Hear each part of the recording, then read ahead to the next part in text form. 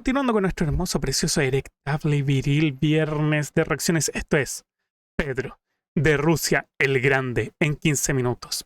Nace el Imperio Ruso por Ruso, el profe. Grande el profe. Más que bienvenidos acá al aire su querido profesor y anfitrión, el Ruso. Esperando que se encuentren muy bien. En el programa de hoy los mecenas han elegido la vida de Pedro Alexeyevich en unos minutos. El tipo que convirtió al zarato ruso en el Imperio Ruso. Dicho esto, espero que se hayan preparado esos mates o un buen trago de alcohol barato, porque sin más que agregar, arrancamos.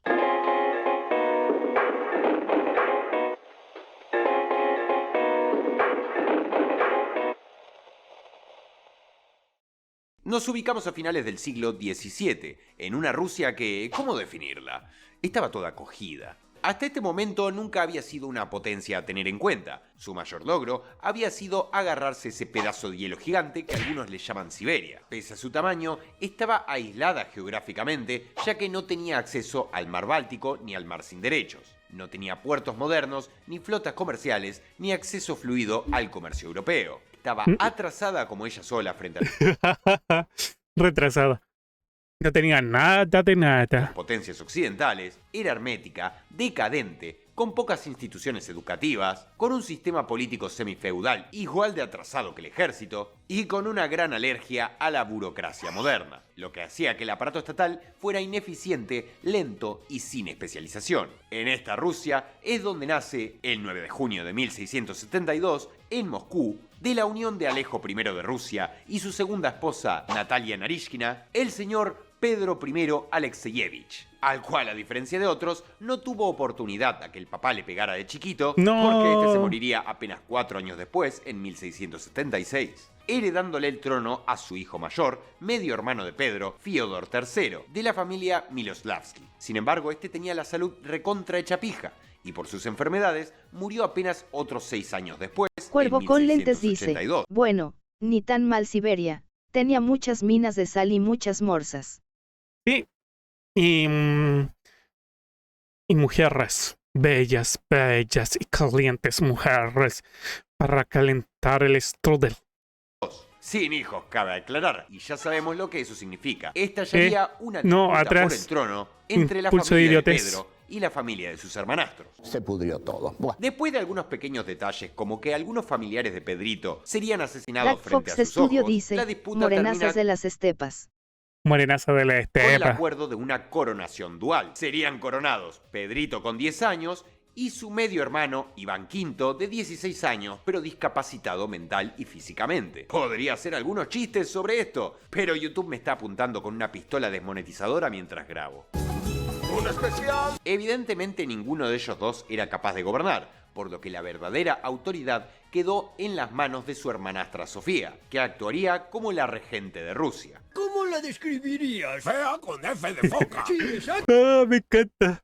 En los años siguientes, Pedro Queda con sería F de criado foca. únicamente por su madre Natalia, la cual buscaba que creciera en un ambiente más relajado, más específicamente en un pueblo a las afueras de Moscú, donde tendría contacto con muchos extranjeros, incluidos alemanes, holandeses y escoceses, lo que le permitiría aprender distintos idiomas desde pendejo. En este lugar iría aprendiendo de medicina básica, anatomía, química y técnicas de fortificación militar. Nah, tenés que cerrar el gulag. Los genios hacen eso. Y escucha esto, gordo. Con apenas 12 o 13 años, Pedrito formaría una compañía de soldados de juguete compuesta por amigos y jóvenes nobles. ¿Qué? ¿Esto te parece una pelotudez? Bueno, vamos a ver si en unos instantes seguís pensando lo mismo. Volviendo al panorama general, la verdad que el gobierno de Sofía nos chupa un poco un huevo, así que nos saltamos para ir a 1689, donde estalla un chismecito de la zamputa. Sofía estaba organizando un golpe para asesinar a Pedro y quedarse con el poder absoluto. Bueno, no está claro si esto es verdad, pero por lo menos para Pedrito tenía sentido, así que comenzó a juntar a sus panas de juegos de niños, esos que mencionamos recién, para salir cagando al monasterio de la Trinidad San Sergio, a unos 70 kilómetros de Moscú. Desde Ya. ahí reunió a sus aliados, nobles leales, clérigos, boyardos anti-Sofía, un poquito de todo, e hizo llamados públicos acusando a Sofía de traición y presentando testigos que declararon que ella quería matarlo. La Sofía intentaría mandarlo preso, pero para su mala suerte, muchos nobles y clérigos se pasarían de bando al último momento. ¿Rebelión?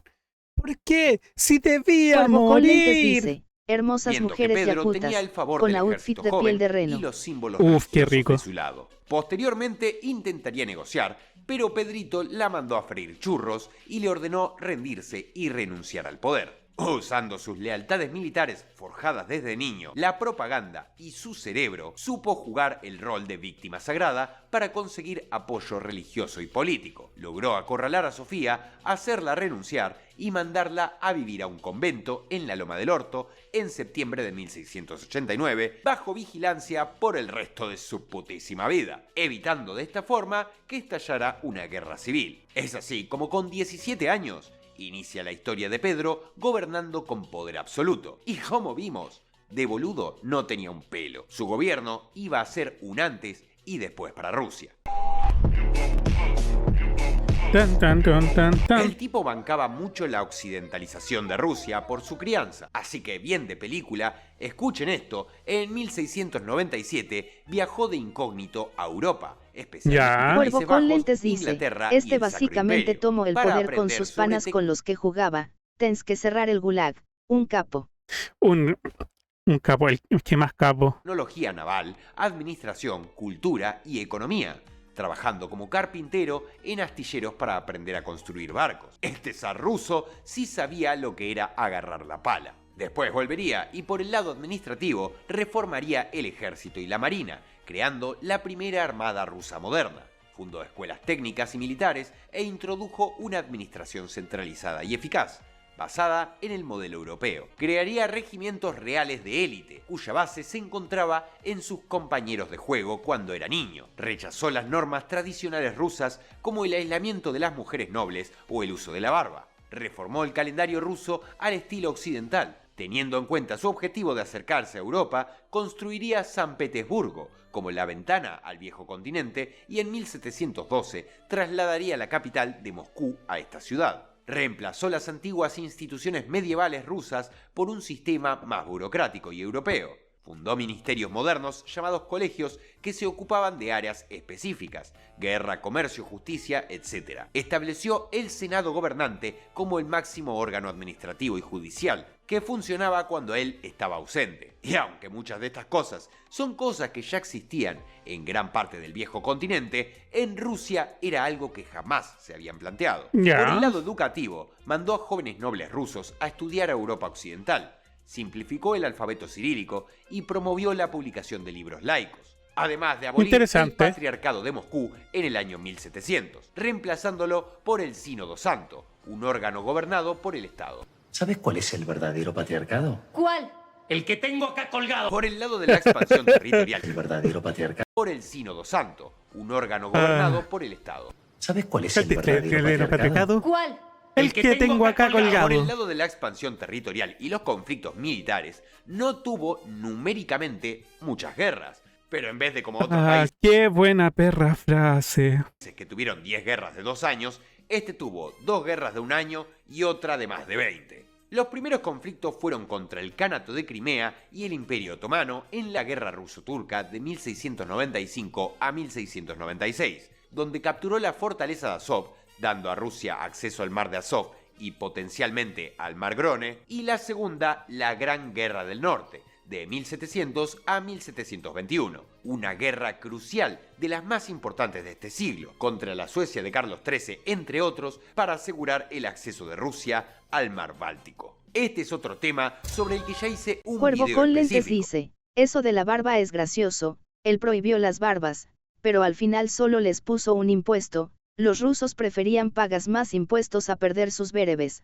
respeto eso. Sí, y servía para el Estado porque iban consiguiendo dinero a través del impuesto. Así que si querés saber sobre lo bueno, lo malo y lo choto que pasó acá, anda a verlo, gordis. El tema es que tras esta turbulenta guerra hay un cambio geopolítico trascendental en la historia de Rusia, ya que de plano anexiona las provincias bálticas suecas y una parte importante de Finlandia, haciéndose con la hegemonía del mar Báltico, ganando prestigio internacional, posicionándose como la principal potencia del norte europeo y convirtiéndose oficialmente en un imperio. Eso sí, a costa de garcharse a los suecos, quienes ocupaban esa posición antes y que tras esta papeada termonuclear jamás volverían a ser relevantes, pese a toda la influencia que habían tenido el siglo anterior. Y por supuesto, otra que se quedaría recontracogida sería la República de las Dos Naciones, Polonia para los amigos, a la cual cambiarse de bandos no le sirvió para nada y no solo perdería toda su influencia en Europa, sino que pasaría a convertirse en la cola juguetona de todos sus vecinos.